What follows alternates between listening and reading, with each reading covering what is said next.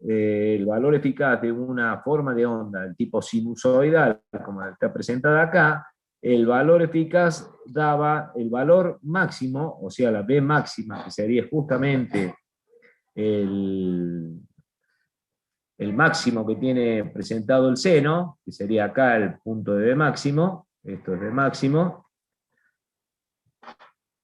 sobre la raíz de 2, lo cual, que por ejemplo, para el caso de nuestra tensión de línea que nosotros solemos medir en cualquier enchufe de nuestras casas, en la distribución eléctrica que tenemos, nos tendría que medir 220 voltios. 220 voltios es lo que mide un instrumento, o sea, mide valor eficaz. No mide ni el valor máximo ni nada por el estilo, sino valor eficaz, 220 voltios. Y para que dé este valor de 220 voltios, bueno, acá el B máximo tienen que dar, ustedes pueden sacar el cálculo, unos 311 voltios. 311 voltios dividido por raíz de 2, van a ver que les entrega 220 voltios. Eso es lo que mide cualquier instrumento que nosotros consigamos, ya sea un multímetro, un voltímetro, o una pinza amperométrica, que suelen tener voltímetros también, mediríamos justamente esa tensión. Pero, ¿qué sucede si de repente, por alguna otra razón, la forma de onda esta no fuera senoidal? Entonces, el instrumento, si no está preparado para medir el valor eficaz, si no está preparado para medir el verdadero valor eficaz, entonces el instrumento marcaría o nos daría cualquier valor que no corresponde al valor eficaz real de esa función. Ahora bien, hay instrumentos que pueden medir el verdadero valor eficaz sin importarle a él qué forma de onda sea que se le presente cuando va a realizar la medición. Esos instrumentos generalmente son de un costo mayor que la de los comunes, que ya están preparados únicamente para tensiones sinusoidales, y son los instrumentos que van a ver y dice en el frente del instrumento mide RMS, según las siglas en inglés, que es root mean square. O sea, van a medir el verdadero valor eficaz que tienen en la medición sin importarle la forma de onda que tiene. Eso lo van a ver, incluso a ver si les puedo compartir una imagen de dónde está ese tipo de especificación al instrumento, que generalmente está en el frente de ese equipo, y no, a ver si encuentro alguno acá, mostremos todas las ventanas, esto no, acá, les puedo mostrar, que está acá. Por ejemplo, miren acá tienen, son multímetros, o sea que puede medir distintos tipos de magnitudes, puede medir, como ustedes ven en la escala esta que tienen acá, acá en este punto van a medir ohms, puede medir voltios. Si ustedes seleccionan esta perilla, la hacen girar a la posición donde indica B con una pequeña curva, así que parece como si fuera una pequeña sinusoide, bueno, va a medir tensión alterna, y si lo colocan en este punto, donde tienen dos rayitas paralelos, va a medir tensión continua. Bueno, hay distintas escalas. Este instrumento también puede medir corriente continua, donde dice A con dos rayitas paralelas arriba de la A, y corriente alterna con una símbolo igual que al que tiene acá la tensión B para indicar que está por medir tensión alta. Bueno, este instrumento aparte puede medir frecuencia, puede medir capacidad, puede medir distintas cosas, ¿no? Pero lo importante acá es ver justamente este término que dice acá arriba. Bueno, Fluke es la marca del instrumento, un instrumento de muy buena calidad, y dice True RMS, o sea, mide verdadero valor eficaz. Recuerden que root mean square es justamente el valor medio cuadrático, significa. Y al igual que el que tienen acá al lado, fíjense que también lo indica acá en esta parte, True RMS multímetro. O sea, ¿eso qué significa? Que se le va a presentar a este instrumento, cuando conecten la medición que vayan a hacer, si es una onda sinusoidal, no tiene ningún problema, la va a medir perfectamente. Pero si es una onda, por ejemplo, que sea del tipo cuadrada, podría ser una onda cuadrada así, que se repite en el tiempo, ¿no es cierto? Es una tensión alterna también. Entonces, este instrumento va a medir también el valor eficaz de esa tensión alterna con esta forma de onda cuadrada, como podría ser cualquier otra forma de onda, por ejemplo, que sea una triangular, que pueda ser una cosa así, que se va repitiendo en el tiempo. Bueno, entonces este instrumento los mide sin ningún tipo de problema. Pero si es un instrumento de baja calidad, o sea, como los multímetros que se venden generalmente en ferreterías, así que son exclusivamente para este tipo de forma de onda, para tensiones del tipo sinusoidal. Entonces, si alguna vez tienen la oportunidad de agarrar un instrumento y quieren saber la tensión o la corriente que están midiendo, tienen que pensar que tengan estos valores para asegurarse, si no están seguros de la forma de onda que van a medir, que diga True RMS en el punto del frente del instrumento. Bueno, entonces, eso sería lo que hace el instrumento propiamente dicho internamente a través de ciertos algoritmos y ciertos chips que tienen internos para poder hacer lo que nosotros haríamos manualmente cuando hacemos el cálculo según la definición de valor eficaz, según esta fórmula que tienen acá. Esto sería justamente el cálculo que hace el instrumento internamente para determinar cuál es el verdadero valor eficaz sin importar la forma de onda que tiene. Por definición, raíz cuadrada de 1 sobre t, integral entre el 0 y el periodo, de la función que sea que ustedes están por medir, elevada al cuadrado, diferencial de t. Y si quisiéramos calcular el valor medio de esa función, tendríamos que emplear simplemente la integral de 1 sobre t, integral de entre 0 y t, o sea, entre el periodo de la función que estemos hablando. Entonces, de eso se trata lo que nosotros queremos hacer acá.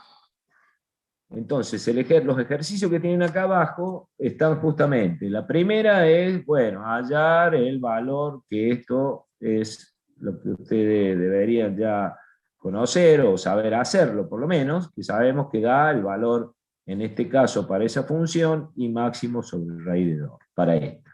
Y si es una función coseno, también les va a dar y máximo sobre raíz de 2, eso lo pueden practicar, lo han visto seguramente en el teórico también, ya que la función seno y coseno es la misma función, nada más que está desfasada en 90 grados.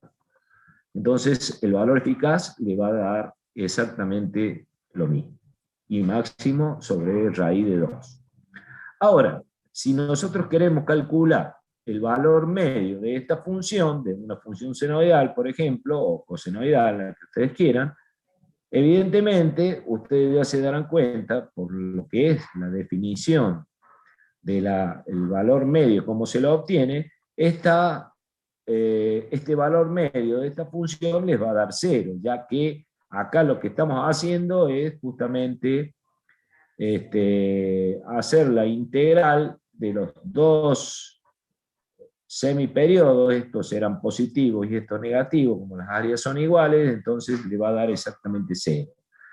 Pero para salvar esa situación, simplemente nosotros vamos a tomar la mitad del periodo entero, o sea, el semiperiodo, y vamos a sacar el valor medio de una de estas que está acá, o sea, hasta acá. Vamos a integrar acá, en vez de hacer entre 0 y t, recuerden que el periodo está desde acá hasta acá. Este sería el valor del periodo de esta función. Entonces, integran directamente, sería, como es una función trigonométrica, el periodo sería acá 0 y 2pi, y ustedes van a integrar entre 0 y pi, y van a encontrar un valor medio correspondiente para esta función. Bueno, eso se lo dejo como ejercicio para que lo practiquen. Nosotros vamos a centrarnos y vamos a practicar simplemente con uno de estos. Vamos a usar este, que yo ya incluso lo tengo ahí ya resuelto. Vamos a usar este, donde la función que estamos hablando se trata de una función que tiene una forma de onda que es senoidal hasta pi, pero después de pi en adelante la función se hace 0. ¿Sí? Y después se vuelve a repetir. Empieza la función y se hace 0. Entonces, para cada periodo se repite esta forma de onda. Entonces, nuestra idea es que calculemos el valor eficaz de toda esta función y el valor medio de esta función. Nosotros ya definimos en otro momento o representamos o le dimos una explicación lo que significaba el valor eficaz, y en cuestiones de la correspondencia a esa corriente continua, recuerdan de que disipaba una potencia igual que la que disiparía una forma de onda como la que ustedes quieren calcular el valor eficaz. Entonces, si yo represento ese valor eficaz y el valor medio, lo puedo hacer perfectamente sobre ese gráfico, donde que se ha trabado acá el cursor, ahí está. Yo, si voy a calcular el valor medio de esto, bueno, me dará una línea recta que saldrá de algún lado, en alguna posición, de acuerdo al cálculo, lo que salga, y terminará en 2pi.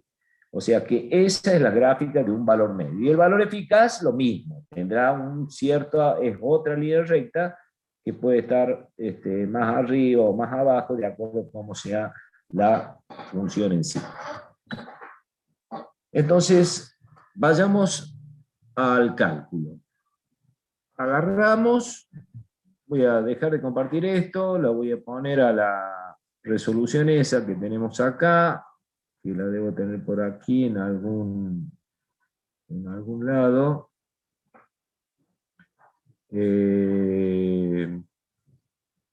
¿A dónde está? Ah, está acá en el mismo perdón, en el mismo que lo tengo en distintos PDFs, donde van a ver ustedes que el...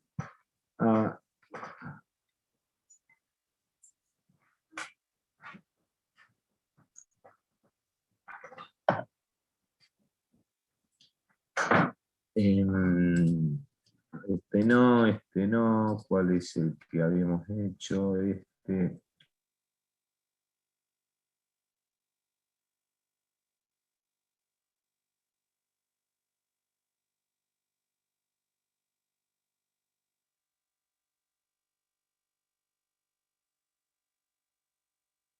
tenemos, y vamos a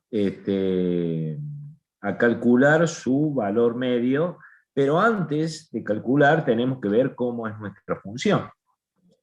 Esta función ustedes pueden ver que puede ser como una suma de dos funciones, donde está compuesta de entre 0 y pi, será la función b máximo por el seno de omega t, y donde omega t tendría, omega t variaría entre 0 y pi, donde entre 0 y pi nosotros tenemos la función c. Y después, entre pi, omega t, entre pi y 2pi, nos encontramos con esta función que vale 0. Entonces, cuando vamos a calcular el valor medio, según la definición de valor medio que ya habíamos dicho, que recuerden que el valor medio, donde lo voy a escribir, a ver, acá en chiquito lo pongo, el valor medio era igual a 1 sobre t integral entre 0 y t de la función de t diferencial de t. ¿Sí? Bueno, eso es lo que vamos a aplicar acá. Nada más que la función de t será compuesta, esto será nuestra función de t, esta será nuestra f de t, como una suma de dos funciones, que varían y tienen sus variaciones según especificado el omega t que está ahí. Entonces, primero, ¿cuál es nuestro periodo? 1 sobre t es entre 0 y 2pi. Entonces, este 2pi es nuestro t.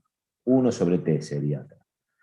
Abro un corchete y hago la integral. La primera integral que voy a hacer va a ser entre 0 y pi de la función b máximo seno de omega t diferencial de t, más la integral entre pi y 2pi, acá sería 2pi, de la función 0 diferencial de omega t, porque la función vale 0 en esta parte. ¿Está? Bueno, cuando yo tengo eso, lo único que tengo que hacer es integrar. Acá integré la función, saco b máximo, el factor común, y la integral del seno es el menos coseno, lo voy a evaluar entre 0 y pi, y bueno, todo este término evidentemente lo descarto porque esto va a dar 0, 0 por cualquier cosa es 0, así que directamente no lo tenemos en cuenta. Cuando haga la evaluación del menos coseno omega t, que es el resultado de la integral del seno, voy a obtener entre pi y 0, 1 más 1. Coseno de pi menos el coseno de 0, que le da 1. Entonces 1 más 1 es 2, lo cual simplifica con este 2, y directamente me da que el resultado del valor medio de esa función es b máximo sobre pi. O sea, este es el 0,318, es la inversa de pi, y ese valor estaría representado entonces al 31,8% del B máximo, que estaría acá. O sea que nuestro valor medio estaría más o menos por acá, ¿no es cierto? Sería una línea recta que hasta ahí. Ese sería nuestro valor medio. Bueno, ahí hemos aplicado entonces la de valor eficaz. Ahora la de valor medio. Ahora vamos a aplicar la fórmula de valor eficaz. O sea, el valor eficaz dice que es igual a la raíz cuadrada de 1 sobre t integral de la función entre 0 y t de la función de t elevada al cuadrado diferencial de t. ¿Se dan cuenta? Entonces, por eso es que se llama un valor medio cuadrático. Es como que elevamos al cuadrado la función y después le sacamos la dividimos por periodo y le sacamos la raíz cuadrada. Entonces, ese valor, ¿cómo vamos a proceder? De la misma manera de dividirlo en dos funciones como hemos hecho acá arriba. Vamos a hacer 1 sobre t, 1 sobre 2pi. Porque recordemos que la función nuestra está entre 0 y 2pi. 1 sobre 2pi, abrimos un corchetito, integramos la primera función, vamos a integrar, mejor dicho, entre 0 y 2pi, entre 0 y t, de la función completa. Pero como este término da 0, nosotros tenemos que encargarnos, en realidad esto tenemos que haber hecho acá entre 0 y pi, y acá haber hecho la integral entre pi y 2pi, ¿no es cierto? Una cosa así. Entonces, de esa manera... Sí, ¿alguna pregunta? Sí, una pregunta. ¿Por qué saca el 1 sobre 2pi afuera del integral? No está elevado ahí lo hace, lo eleva al cuadrado, ¿no es cierto? Claro, lo primero que hice es sacar esta raíz, lo llevé para este Bien, lado, para no andar arrastrando raíz por todos lados, ¿no es cierto? Después al último sacamos la raíz cuadrada y chao. Esa bien, es bien, la idea. no he visto eso. Gracias. Entonces, para hacer esto, este término nuevamente se nos va a hacer 0 y nosotros vamos a utilizar una relación trigonométrica de que el seno cuadrado de omega t es igual a 1 menos coseno de 2 omega t sobre 2. Una relación trigonométrica que está en cualquier libro de matemáticas, ¿verdad? Y vamos a integrar eso entre 0 y pi, diferencial de omega t. Hemos sacado acá el b máximo al cuadrado, lo saqué acá afuera, fíjense, esto quedó b máximo al cuadrado, y acá el 2pi que venimos arrastrando de el 1 sobre t que corresponde a este periodo. Una vez que tenemos eso, bueno, integrar esto es más que sencillo, ya que vamos a separarlo en dos integrales, que las podemos por las propiedades de las integrales, y nos quedaría el 1 medio diferencial de omega t entre 0 y pi, menos la integral entre 0 y pi del coseno de 2 omega t sobre 2. Integrando eso, entonces, bueno, esto es una constante, así que directamente queda omega t, y lo que hago es sacar el 2 que tengo acá y el 2 lo saco como factor común, y por eso queda un 4 acá multiplicado con el 2 que teníamos antes. Entonces nos queda b máximo al cuadrado sobre 4pi. La integral de diferencial de omega t es omega t, evaluada entre 0 y pi, como indica la integral, y después de este lado, la integral del coseno de 2 omega t queda seno de 2 omega t sobre 2, evaluada entre pi y 0.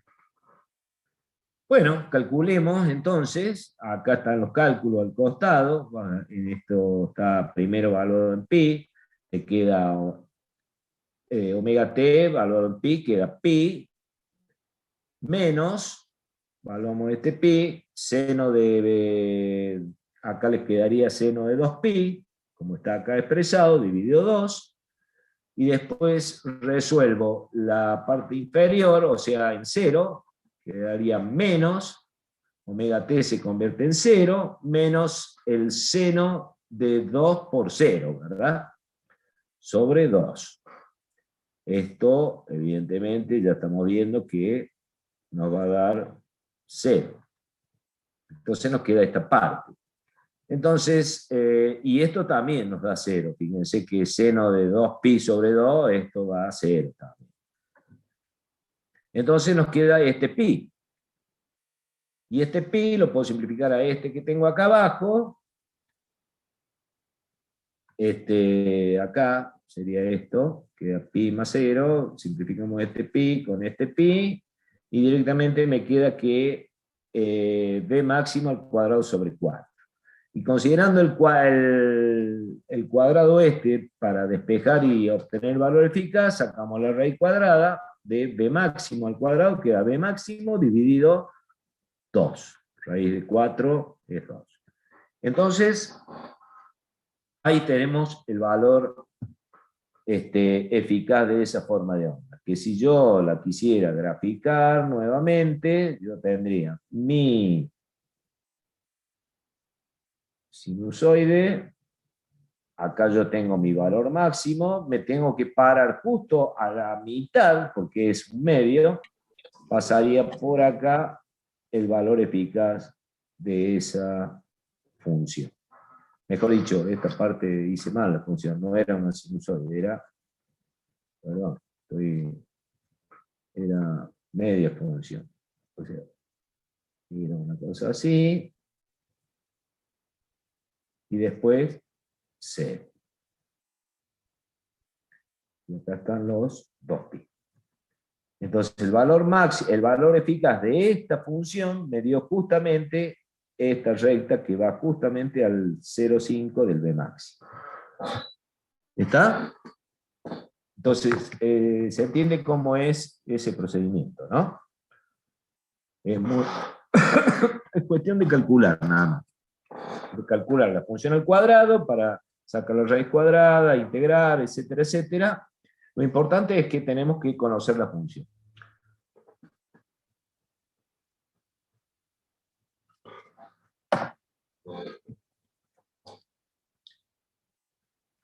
Por ejemplo, en el caso de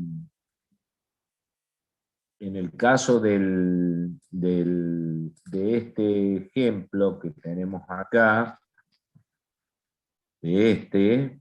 fíjense esta función que estamos proponiendo acá. Es una función triangular, ¿no es cierto? Una forma de onda triangular, en el cual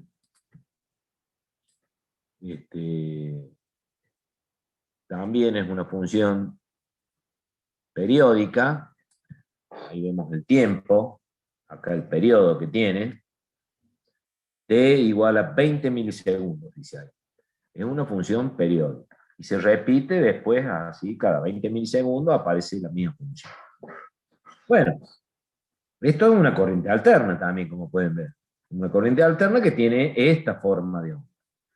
Y para calcular esta función, los tips yo le doy, después lo hacen ustedes, trabajen un poquito para que no sea tan fácil, porque si no practican no van a aprender, tienen que calcular ustedes. Acá yo tengo, fíjense, ¿qué función es esta línea que está acá? ¿Qué función sería? Es una función real conocida, ¿verdad? Una recta. Una recta, y esta que viene para acá es otra recta. O sea, si yo veo esta función así en conjunto, yo digo, bueno, ¿cuánto vale el valor medio de esta función directamente? Vale 0. ¿Por qué? Porque tengo áreas, todas las áreas que tengo de este lado, fíjense, es igual al área de este lado. Entonces, y como en un periodo t, porque acá estaría el t también, el periodo t, entonces veo que esta forma de onda tendría un valor medio igual a 0. Entonces, ¿qué tenemos que hacer? Dijimos, y bueno, directamente tomar la mitad de una función y sacarle el valor medio. O sea, en un semiperiodo nada más. Bueno, acá lo que queremos sacar entonces es el valor, el verdadero valor eficaz, el RMS, de esta función. Y como les dije, es una recta que está ahí con sus valores, porque acá dice menos 0,1, acá el punto que está acá dice menos 5, fíjense, este punto vale menos 5, aquel punto vale 5, ¿sí? Entonces, tenemos que encontrar la ecuación de esta recta. Una cosa muy sencilla. Lo único, una recta está representada ahí como las puse acá al costado, ¿ves? Puse la función, esta recta de este lado, la voy a marcar ahora primero, esta es una recta que está compuesta con una forma de una recta común, A, siendo A la pendiente de esa recta por la variable, que en este caso nuestra variable es t, A por t, más b, que b sabe muy bien lo que es en una ecuación de una recta, la ordenada al origen. Entonces, esa recta va a tener su ecuación entre los valores de menos 0,1 y 0, como dice acá. Entre este punto y 0 está la recta esta. ¿Ok? Entonces, esa función es esta, la que está acá. Luego, para valores entre 0 y t y 0,01 estará esta otra recta. Y esa recta también tiene su ecuación, que va a ser igual a la otra, la única diferencia es que va a tener pendiente negativa, porque tiene justamente su tangente negativa acá. Entonces acá, en vez de ser un A por T, será un menos A T más un b. ¿Ok? Función que variará con esa forma entre 0 y 0,01.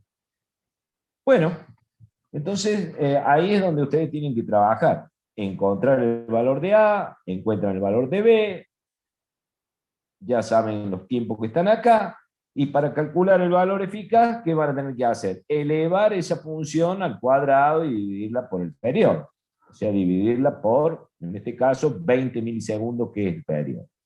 Para poder aplicarla a la fórmula que ya sabemos, ¿no? O sea, la raíz cuadrada de 1 sobre t, integral entre 0 y t de la función de t elevada al cuadrado, diferencial de t. Pero acá lo que vamos a hacer es que yo tengo esta función, por un lado, que la voy a elevar al cuadrado, fíjense que tengo que elevar todo al cuadrado, integrar entre menos 0,01 y 0, y bueno, y ahí tendrán que empezar a operar y trabajar, hasta llegar a un resultado final.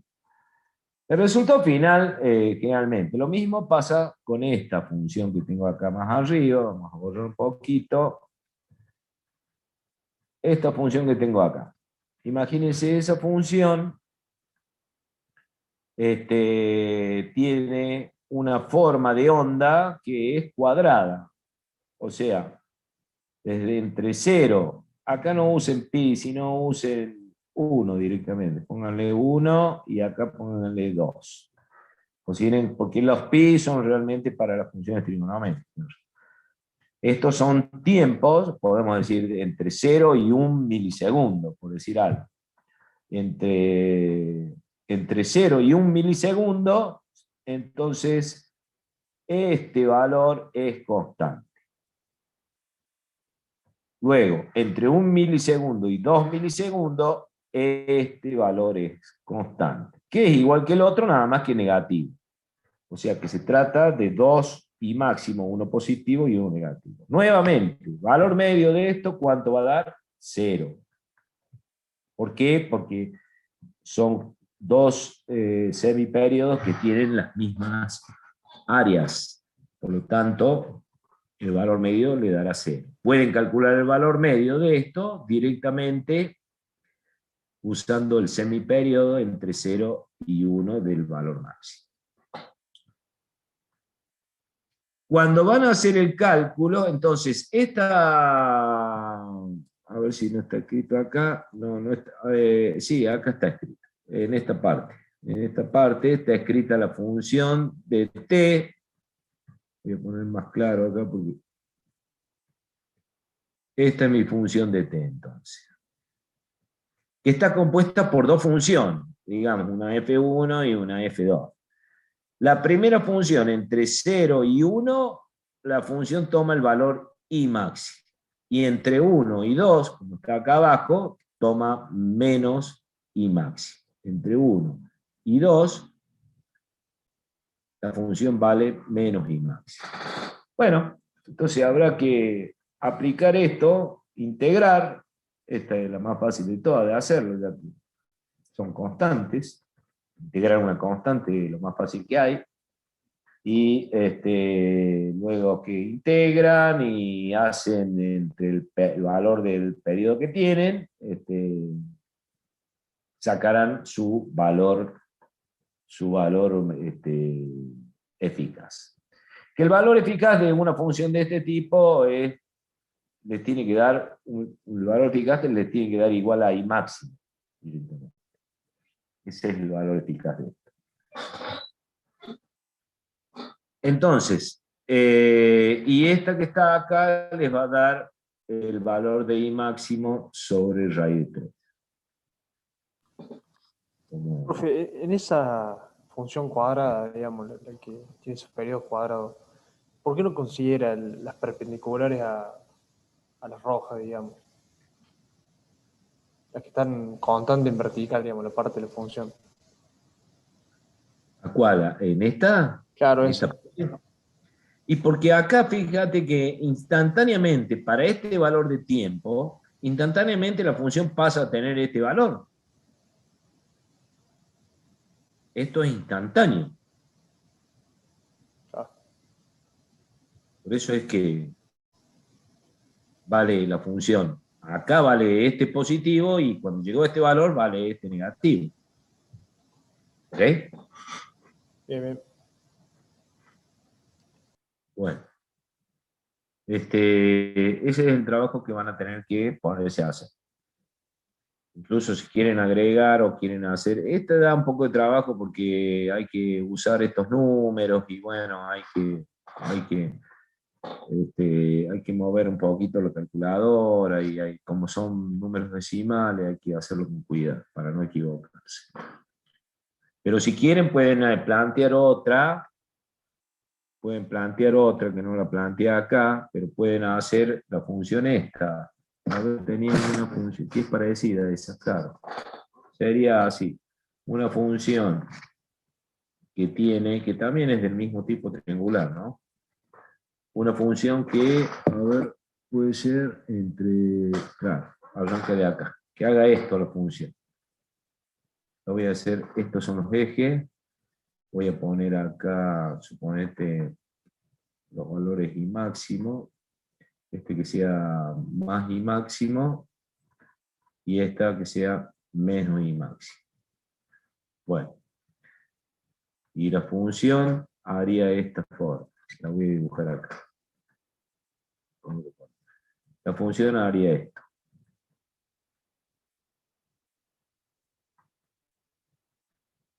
Ahí.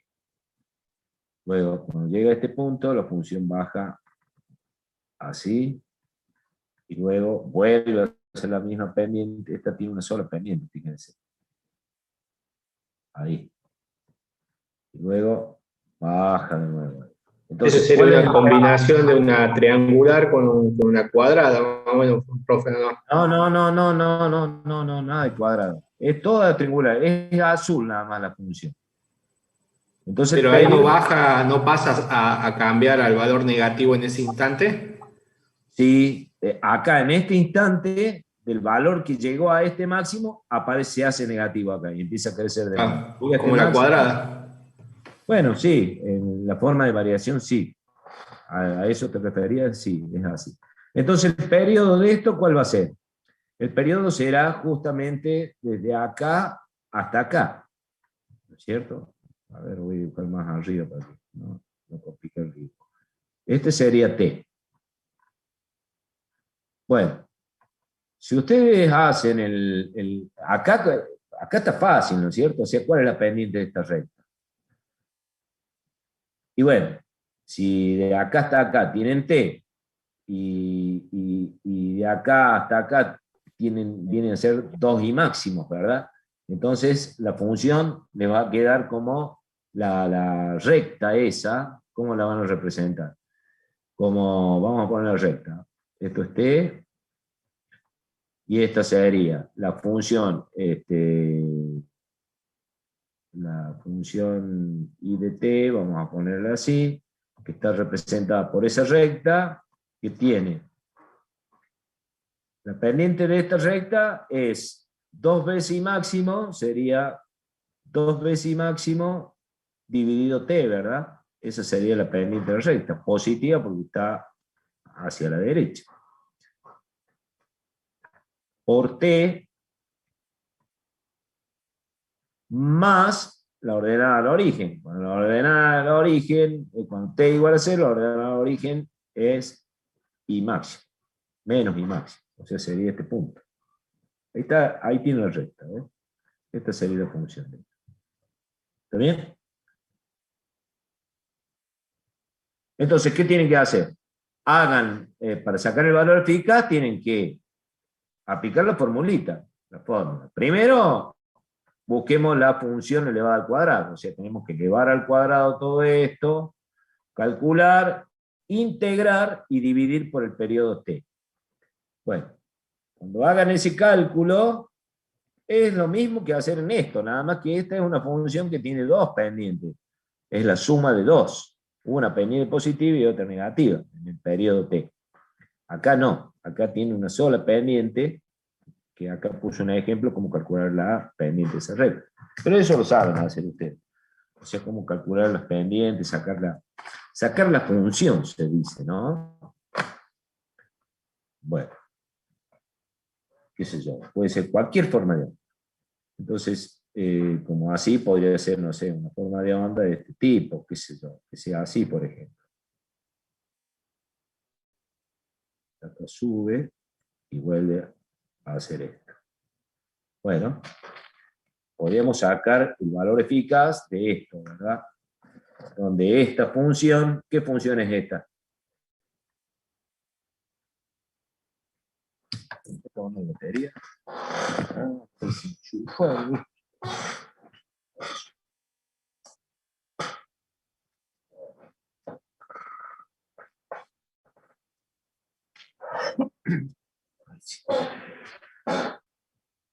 Bueno,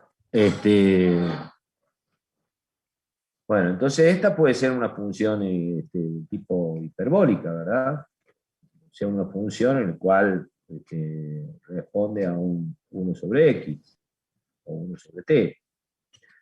O si es una función de este tipo, podría ser una función del tipo exponencial, que haga así la función, luego caiga, haga así nuevamente, qué sé yo, puede ser cualquier función.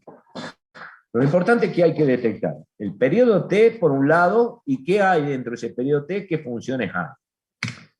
Y aplicar la formulita de valor eficaz y valor medio. Bueno, eso se lo dejo como tarea de práctica.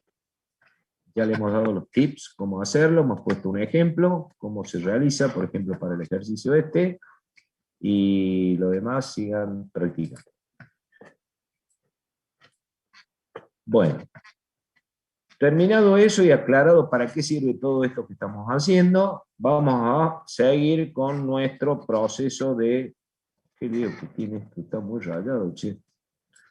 Voy a borrar un poquito porque estas son cosas que estuve dando esta mañana y por ahí preguntan y bueno, se nos arma un video de escrito.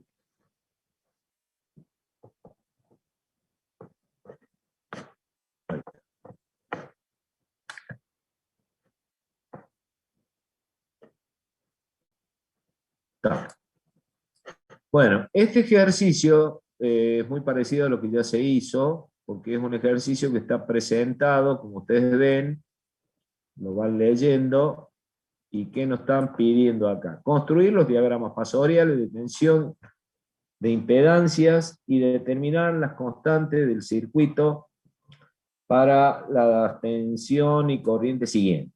O sea, nos están dando los valores de tensión y los valores de corriente que hay en este circuito. A ver, vamos a hacer un poquito más claro esto, porque si no, estamos haciendo muchas rayas. A ver si puedo emplear esto. Vamos más abajo. Ahí. Entonces, a ver si lo puedo...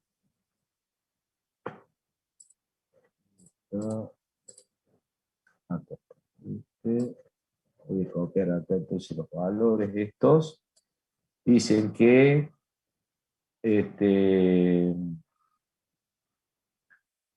bueno, que la B, a ver si puedo ver cuánto vale. Pantallas acá.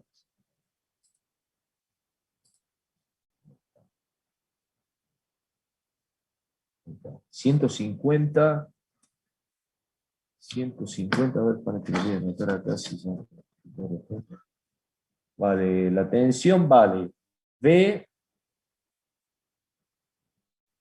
vale 150 por el seno de 5000 T más 45, y la I vale 3 por el seno de 5000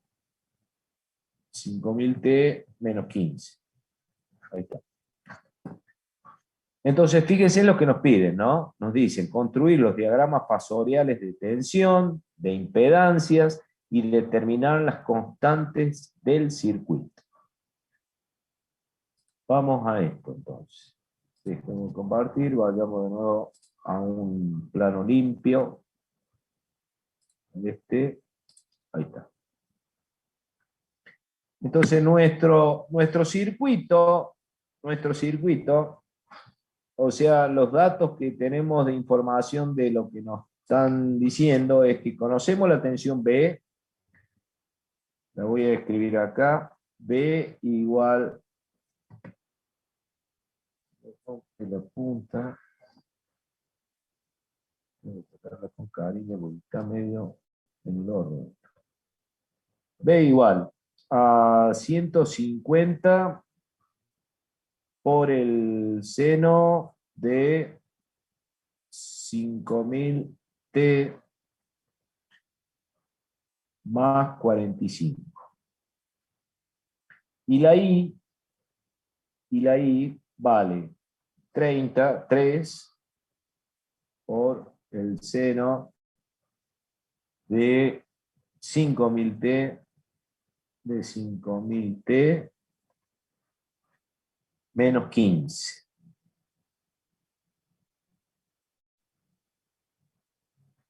Bueno, entonces nosotros ya sabemos esto, ¿no? Reconozcamos qué tenemos acá para que vayamos aprendiendo y identificar una función o una tensión expresada en forma trigonométrica, como está acá. Entonces tenemos el 150, ¿qué es? Esto sería el B máximo. Esta es la forma de onda, senoidal. Estos 5000 que tenemos acá, ¿qué es? El omega.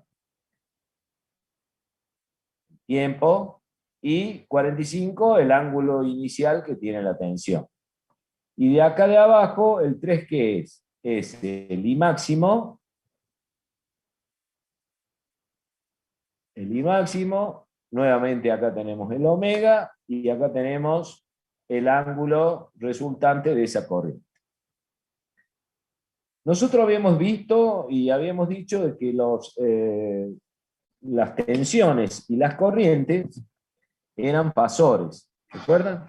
Eran vectores o fasores que nosotros lo íbamos a representar en el plano complejo, y que habíamos dicho que esos fasores eran fasores que estaban girando a una velocidad constante omega. O sea, un fasor está girando siempre a esta velocidad constante. Por eso, en este caso, si yo dibujo mi circuito, quiere decir que acá habrá una tensión alterna en la cual estamos aplicando B. Esta B. Está conectado seguramente a alguna impedancia Z, y cuando se cerró el circuito, por acá está circulando una corriente I, que es justamente esta que nos dice acá. O sea que nuestros datos es B y el I. Y nos piden que nosotros sepamos qué tipo de impedancia es esta y que calculemos las constantes del circuito. Las constantes del circuito pueden ser las R, pueden ser las L, o pueden ser las C. Entonces las L, las R o las C. Esas son las constantes de nuestro circuito. Entonces tenemos que averiguar qué impedancia hay acá adentro, y dentro de esa impedancia cómo está compuesta. Si habrá combinaciones, si tendrán estos tipos de elementos. Para ello, sigamos con el tema de los fasores. Los fasores dijimos que eran entonces vectores giratorios, que giraban a esta velocidad omega, y los podíamos representar en dos tipos de dominios. Uno en el dominio del tiempo y el otro en el dominio de la frecuencia. ¿Se acuerdan? Cuando vean el PDF que vimos la clase pasada, repasen esa parte, donde dividíamos por raíz de 2, por E a la cota omega, entonces se nos simplificaban esos valores y nos quedaba directamente el vector representado con los valores máximos. Mejor dicho, con los valores eficaces. ¿Por qué eficaces? Porque lo dividimos por raíz de 2. Al ser senoidal, ya vimos que el cálculo del valor eficaz de una tensión o corriente senoidal había que dividir el valor máximo por la raíz de 2. Entonces, si yo represento ahora estos vectores como fasores, esas tensiones como fasores, voy a colocar, lo voy a representar directamente en el dominio de la frecuencia, o los dos si quieren. Podremos dibujar el fasor de tensión, en el cual esto es B, y está justamente a un ángulo inicial de 45 grados, o sea que está acá a 45, y la longitud de esto, de acá hasta el extremo, es justamente 150. 150 voltios. Esa sería uno. Y el de corriente, también lo mismo. Podría dibujar I máximo de dimensión de longitud 3 amperes, con un ángulo que está a menos 15 grados. O sea, del 0 horizontal yo tomaría menos 15 grados, por ejemplo, acá. Entonces acá habría 15 grados negativos. Esto es I. Y ese fasor tendría el valor máximo, 3. Esto está en el dominio del tiempo. Y si yo lo quiero hacer en el dominio de la frecuencia, lo único que tenía que hacer es dividir por la raíz de 2, que esos son los que vamos a utilizar, si es una tensión senoidal. Entonces esto haría el mismo vector, nada más que más chiquitito ahora, porque ya en vez de la longitud de ser 150, será 150 dividido raíz de 2. ¿Ok? Esto es B, el ángulo queda mantenido, esto es 3, 45, y a 15 grados estaría el vectorcito I con el valor 3 sobre raíz de 2. ¿Ok? Entonces recordemos, estos fasores estaban girando a la velocidad omega constante del valor 5000. Esa era la representación fasor. Pero si están girando en antihorario a esa velocidad, estamos viendo que siempre la tensión, que la corriente va por detrás de la tensión, si está girando en antihorario. Al girar de esa manera, entonces ya estamos viendo y visualizando de que este tipo de Z que yo tengo acá es de características inductivas. ¿Por qué? Porque la corriente atrasa con respecto a la tensión. Entonces, si la corriente atrasa con respecto a la tensión, es de pensar que dentro de esta Z ahí existirá una resistencia y habrá una bobina. Bobina sola no puede ser porque el ángulo total de atraso que hay, o sea, este ángulo, ya sea en este dibujo o en el otro, este ángulo, ¿de cuánto es? En este caso son 45 más 15, acá hay 60 grados, igual que acá, ¿no? 60 grados. Entonces, si fuera una bobina pura, a lo sumo acá tendría que haber 90 grados, porque es el único elemento que puede retrasar la corriente 90 grados, siempre y cuando sea una bobina pura, que dijimos que no existe, una bobina siempre tiene valor resistivo.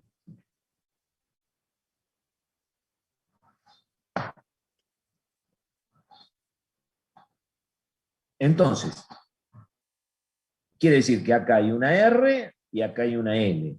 Estas son las constantes del circuito que queremos averiguar.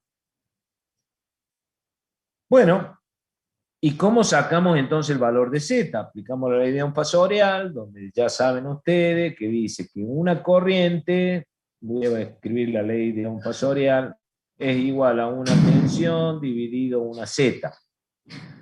Pero la tensión tiene un cierto ángulo alfa y la impedancia tiene un cierto ángulo tita, digamos. Como resultado, acá me da el valor alfa menos tita. Entonces, ¿qué datos conozco? Conozco B y conozco I con sus ángulos. Me falta sacar Z. Entonces, el Z, el ángulo, evidentemente, ya estamos sabiendo de que este tita vale justamente 60 grados, ¿verdad? Que son el atraso que produjo la tensión a la corriente. Entonces ya sabemos que Z tiene un argumento de 60 grados. Y el valor de Z lo sacaremos directamente por la ley de Ohm, dividiendo el módulo de B sobre el módulo de I.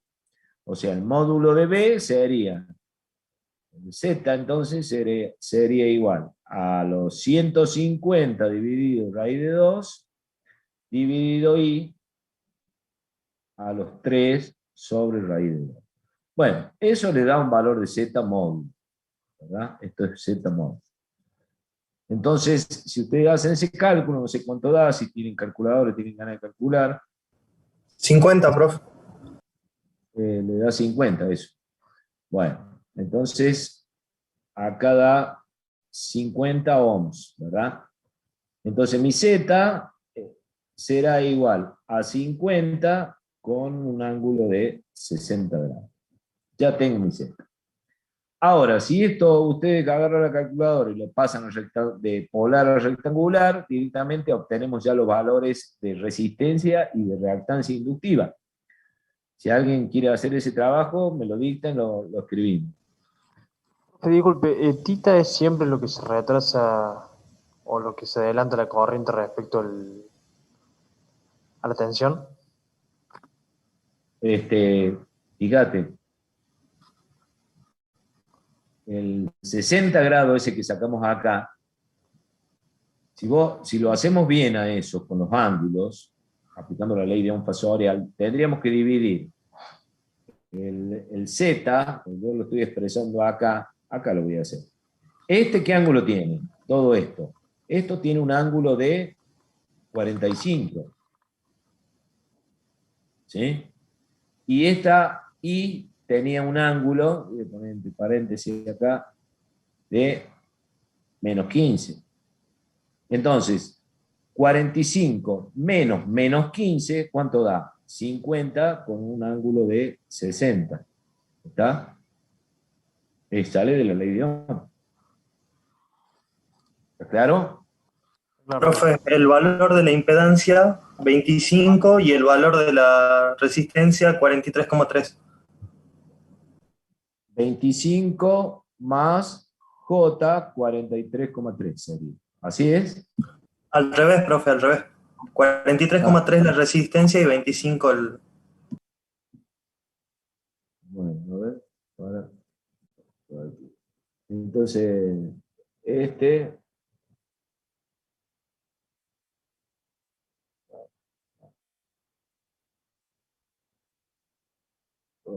¿cómo funciona este tipo de cosas?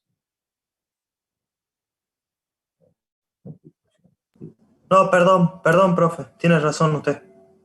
¿Qué cosa? ¿Es así? Sí, es 25 en X, que sería la resistencia, y 43,3 en Y, que es la impedancia. Está bien. Bueno, entonces dejamos como estaba eso. Entonces, acá, vamos a ver acá tenemos esto. Entonces quiere decir que, como dicen ustedes, dice ahí, entonces esta R vale 25 ohms y la XL vale 43,3. ¿Sí? Ohms. Esos son los datos que nosotros tenemos, que hemos calculado. Entonces, quiere decir que ahora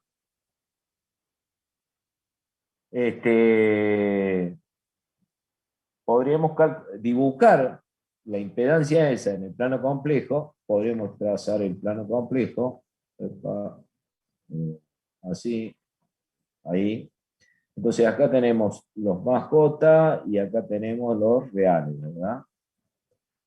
Entonces, acá estaría 25, vamos a suponer que acá están 25 ohms de la resistencia, y acá arriba, acá por acá, vamos a suponer que están los 43,3. Entonces nuestra impedancia está así, y acá se conforma entonces, es nuestra Z, y acá tiene que haber justamente el ángulo de 60 grados, que habíamos calculado. Entonces, ahí tenemos representada la impedancia en el plano complejo. ¿Y qué más nos falta? Nada más, ya hemos calculado todo. Era lo que nos pedía. Encontrar los valores de las constantes, hemos dibujado los diagramas fasoriales y el diagrama de impedancia. Y colorín colorado, ahí está, terminado. ¿Sí? ¿Alguna duda ahí?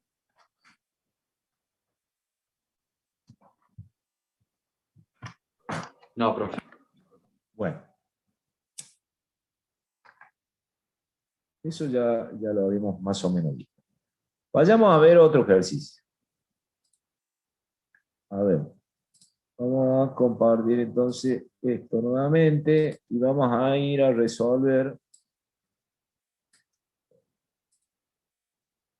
Vamos a ir a resolver eso ya está. O sea, hemos hecho el 1, el 2 ya hemos hablado. Pasemos al 3. Bueno, más o menos lo mismo, ¿bien? Construir diagramas fasoriales y de impedancia y determinar las constantes del circuito. O sea, lo único que acá las constantes del circuito, fíjense, acá están los resultados, esta vez se trata de una resistencia y un capacitor. Y eso, ¿cómo se dan cuenta? De entrada, nada más sin calcular nada. Y dibujando más o menos los fasores. Ustedes ven que si dibujan el fasor de tensión, que tiene 170 grados, entonces si yo hago una línea de 0, entonces ustedes se van a ver, esto, vamos a poner así, ahí.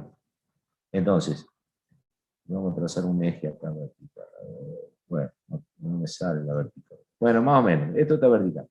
Entonces acá tengo 90, quiere decir que 170 estaría el fasor de tensión por acá, más o menos, ¿verdad? Este sería B. Y el de I estaría menos 145, o sea que lo hago para acá abajo. Acá tengo 90, y bueno, 145 estaría más o menos por acá. Este sería el I. Si estos fasores están girando en este sentido antihorario, entonces, ¿quién va primero acá? ¿B o el I? El I. La corriente. Claro. Entonces ahí ya estamos viendo que la corriente está adelantada con respecto a la tensión. Entonces, por lo tanto, y como su adelanto no son 90 grados, estamos hablando de que ya hay un circuito que tiene una resistencia y un capacitor. ¿Ok? Más o menos para que se vayan dando cuenta. Bueno. Háganlo ustedes tranquilo, lo razonan tranquilo y dibujen todo como debe ser. Vamos a esto. Ahí dice, un circuito de dos elementos, de R igual a 20 ohms y L 0,02 henrios, tiene una impedancia igual a Z igual a 40 ángulo tita. No nos dice qué ángulo tiene. Nos dice que hallemos tita, o sea, hay que hallar tita, y hay que hallar la frecuencia. ¿Podemos resolver eso? Hay que hallar tita y hallar la frecuencia. Bueno, a ver si no lo tengo hecho por ahí en algún lado. Acá lo tengo hecho. Así no rayo tanto. Bueno, entonces tenemos hay que hallar el tita y hay que hallar la F. Lo primero que tenemos que pensar es que si yo voy a dibujar el plano complejo, voy a dibujar mi impedancia que tengo acá. Y voy a dibujar ¿qué datos tengo de la impedancia? El 20 lo tengo, ¿verdad? Porque eso era dato. Tengo el 20 y tengo la L, no la XL, la L. Esto es L. Vemos esto. Y esto es L igual a 0,02 Henry. O sea que, y tengo el módulo de la impedancia, 40. Entonces yo dibujo un vector. Primero, marco los 20, que lo conozco, y tiro un 40 hasta que me toque en alguna parte el módulo de 40. ¿Verdad?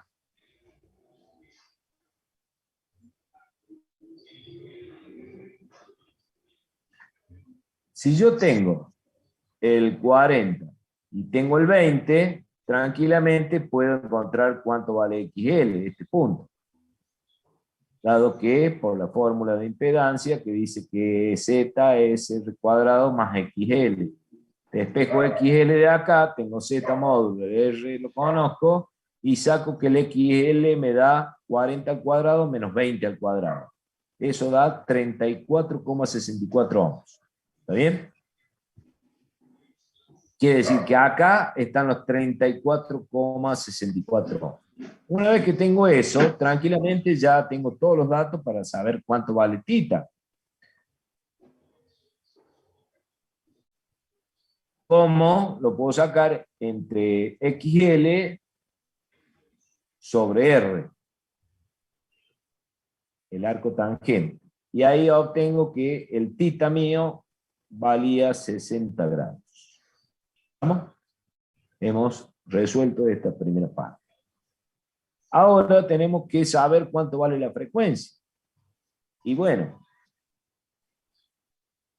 nosotros sabemos que XL vale, acá arriba, o acá lo vuelvo a escribir, XL vale igual a omega por L. Entonces, ¿y esto qué es igual? A 2pi por F por L. Al L me lo dio de dato el problema, 0,02 milihenry. Y el XL lo acabo de calcular cuando yo despejé de la fórmula de impedancia, ¿verdad? Puedo tranquilamente, entonces, con esos dos datos, sacar la frecuencia que está calculada acá y me da 200,75,65 Hz.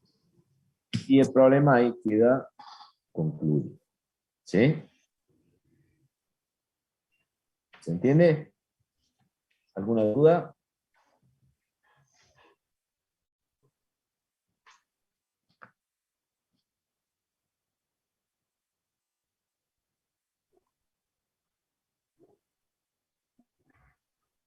¿Alguna duda? No, profe, se entendió. Bueno.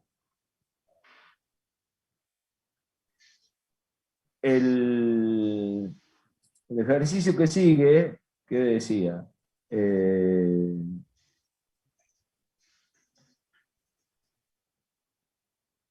Es algo parecido al anterior, nada más que hay un circuito serie R de 10 con un capacitor de 50. Se le aplica una tensión cuya frecuencia es tal que la corriente adelanta 30 grados respecto a la tensión. ¿A qué frecuencia la corriente estaría adelantada a 70 grados? Sí. ¿Se entiende lo que pregunta? Vamos a la resolución. ¿Dónde tengo acá? No, ¿dónde está? ¿Dónde está? ¿Dónde está? Acá abajo lo tengo. Bueno, acá hay muchas rayas. Vamos a tratar de limpiar un poco. Borro esto acá para que no moleste. Pero la cuestión es que yo tengo un circuito, como me dicen a mí, que está compuesto por una resistencia y un capacitor de valor 50 microfarads. ¿Sí? 50 microfarads. De antemano ya nos dice que nosotros aplicamos una tensión que no nos dicen cuánto vale, por lo cual acá circulará una corriente. Sí sabemos ya de antemano que la corriente tiene que adelantar con respecto a la tensión porque es un circuito de impedancia de origen capacitivo. Y nos dice que a cierta frecuencia, que tampoco nos dicen cuál es, la corriente que está circulando por este circuito está adelantando 30 grados. Esos eran los datos del problema, ¿no es cierto? Adelanta 30 grados. O no, no decías. ¿Decía o no decía que adelantaba? A ver. Sí, es tal que la corriente adelanta 30 grados. Dice, ¿a qué frecuencia la corriente adelantaría 70 grados? Es un dato. Entonces,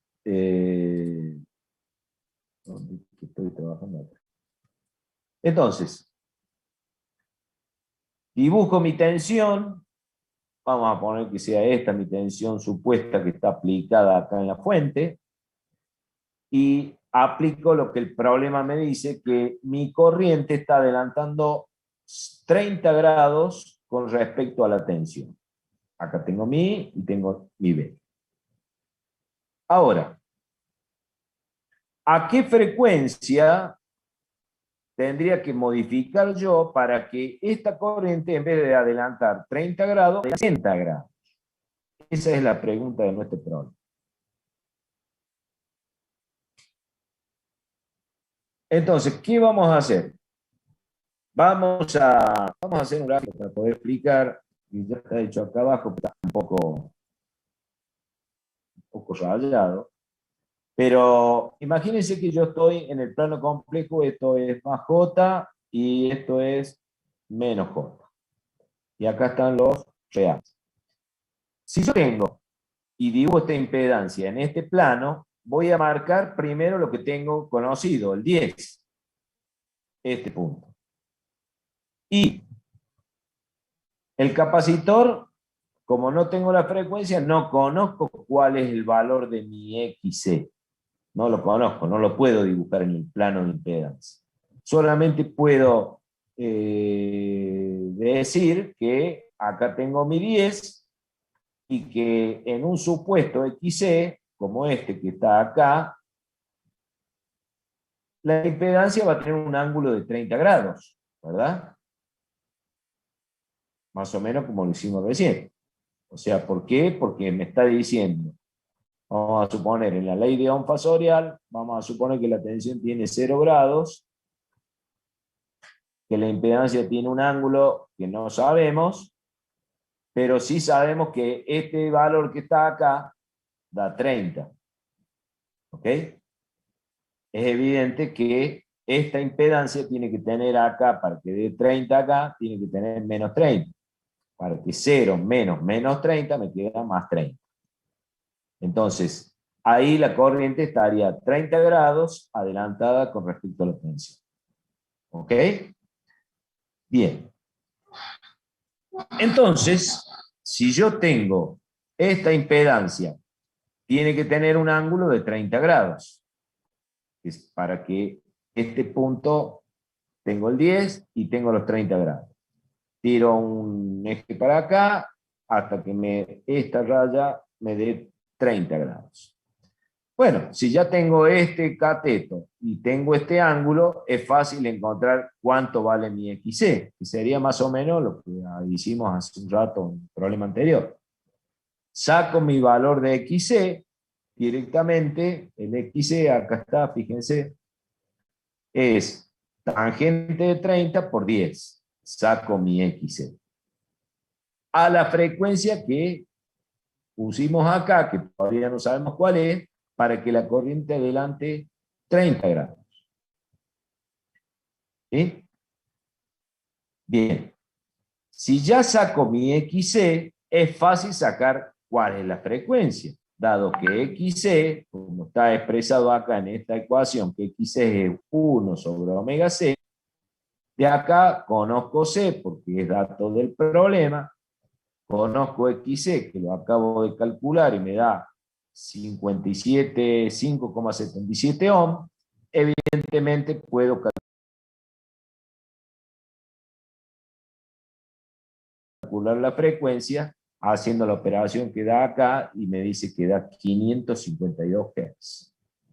¿Estamos? ¿Hasta ahí? Hemos hallado entonces cuál es el valor de XC, cuál es el valor de la frecuencia, y ya tenemos todo. Ahora, la pregunta que nos dice el problema es, ¿a qué valor de frecuencia debería modificar yo para que la corriente, en vez de 30 grados, quede a 70 grados? Esa es la pregunta que nos hace el problema.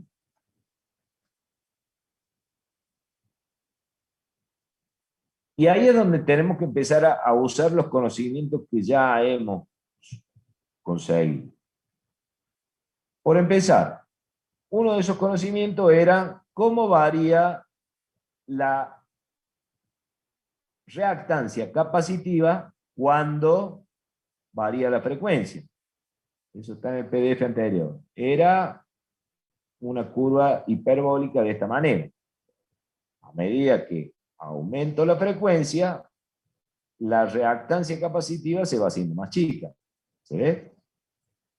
Y cuando disminuyo la frecuencia, la impedancia capacitiva empieza a aumentar. A tal punto, como dijimos en la clase pasada, que si fuera cero estaríamos en corriente continua y la impedancia era infinita. Por eso no puede circular corriente. Pues nosotros, profe, acá tenemos que lograr que la reactancia tenga un valor alto. Tenemos que lograr de que la corriente adelante 70 grados, no perdamos el rumbo. Tenemos que lograr que la corriente aumente 70 grados, adelante 70 grados. Porque nosotros sabemos que lo máximo, que la diferencia máxima es cuando el C tiene su valor máximo. No sé si está bien el concepto, pero cuando C es el valor máximo tendrían que tener una diferencia de 90 grados. ¿Es así? Claro, si fuera un C puro, donde no hubiera... Un C puro. Claro. Y nosotros teníamos un valor de 30, o sea que ahora al aumentar a 70 quiere decir que va a haber un valor mayor de C, digamos. De XC, no de C. XC, perdón, de XC. C es De constante. la reactancia capacitiva. Tiene que ser mayor a ese valor, digamos, 50, digamos. Claro, claro, exactamente. Por eso es que yo dibujé en el plano de impedancia, lo veamos acá, lo que vos estás diciendo. Antes yo tenía esta impedancia en este punto, ¿verdad? Y esa impedancia tenía un ángulo de 30. A la frecuencia que calculamos acá de 552. Ahora lo que nos dicen que la impedancia, que la corriente tiene que adelantar 70, o sea que ahora, en una palabra, este ángulo, en vez de ser 30, tendría que ser menos 70, ¿verdad? Para que 0 menos 70, acá me dé 70. Entonces ahí cumplo con el requisito de que la I adelanta 70 con respecto a la tensión. Entonces, se ve acá, si esta era mi impedancia que tenía un ángulo de 30 grados, si yo trazo un ángulo de 70 grados, que podría ser esta, manteniendo los 10 ohms, porque los 10 quedan fijos, la impedancia, vemos que esta longitud del módulo de impedancia es más grande que el módulo que se ve acá. ¿Ok? Entonces, Sí. de esa manera, yo estoy viendo de que la impedancia tiene que aumentar. Y como 10 es un valor fijo, la que tiene que aumentar es XC. Y para que aumente XC, la única manera, según el gráfico que estamos viendo acá, tiene que disminuir. Si acá estábamos en la frecuencia que estábamos antes, suponiendo, si yo disminuyo esa frecuencia, la XC me aumenta. Y voy a cumplir con los requisitos que me pide el problema. ¿Se entiende? Sí. A menor valor de frecuencia, mayor valor de XC, de la reactancia, Mayor capacitiva. valor. Exactamente. Bueno, entonces el problema, habiendo entendido eso, el problema está solucionado. Porque si yo voy a quedar con el mismo caso recién, tengo esto que vale 10, este ángulo que vale 70, y yo podría calcular nuevamente, como dice acá, para encontrar esta frecuencia, el valor de XC que debe tomar sería el tangente de 70 por 10. Y acá esto me da un resultado de 27,47 ohms, que sería justamente el punto este que está dibujado acá. Antes valía 5,77, que era acá. Ahora, para que el ángulo sea 70 grados, yo tengo que lograr una reactancia capacitiva que valga 27. O sea que tengo que pasar de este valor a este valor. Y evidentemente, según la curva, tendría que ser una frecuencia menor que la que yo estaba parado antes. Entonces explica lo que vos estás diciendo. Bueno, una vez que saqué la XC, nuevamente la puedo calcular a la frecuencia, como siempre, como he calculado acá, ¿verdad? ¿Dónde? En base a esta forma. Acá. Profe, ¿dónde sacas el 50 por día de 6? ¿Dónde me está? ¿Esto? Sí. Y ese es el valor de 50 microfaradios. Esto hay que expresarlo en faradios, que sería 50 por 10 a la menos 6. ¿Ok? Listo, profe. Bien, bien. Este valor ya estaría expresado en faradios.